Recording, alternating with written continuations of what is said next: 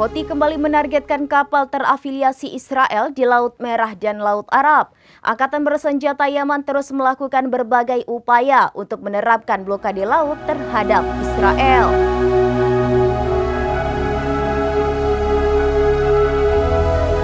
Houthi kembali menargetkan kapal yang terafiliasi Israel di Laut Merah dan Laut Arab. Angkatan bersenjata Yaman terus melakukan berbagai upaya untuk menerapkan blokade laut terhadap Israel. Dikutip dari Al-Mayadeen.net, 3 kapal berhasil dilumpuhkan oleh Houthi pada Senin 28 Oktober. Hal itu disampaikan juru bicara Angkatan Bersenjata Yaman, Brigadir Jenderal Yahya Saree. Operasi pertama dengan menargetkan kapal SC Montreal di Laut Arab Selatan. Houthi menggunakan 2 pesawat tak berawak dalam penyerangan kapal tersebut.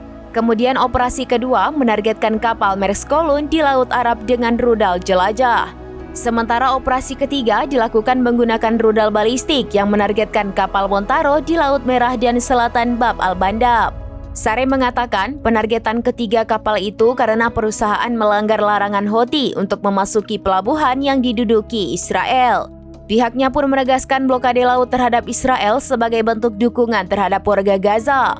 Houthi akan berhenti melakukan operasi di Laut Merah dan Laut Arab jika Israel berhenti menyerang Gaza dan Lebanon. Demikian informasi terkini Syedara Lun. Saksikan terus informasi lainnya. Jangan lupa like dan share seluruh akun serambinews.com.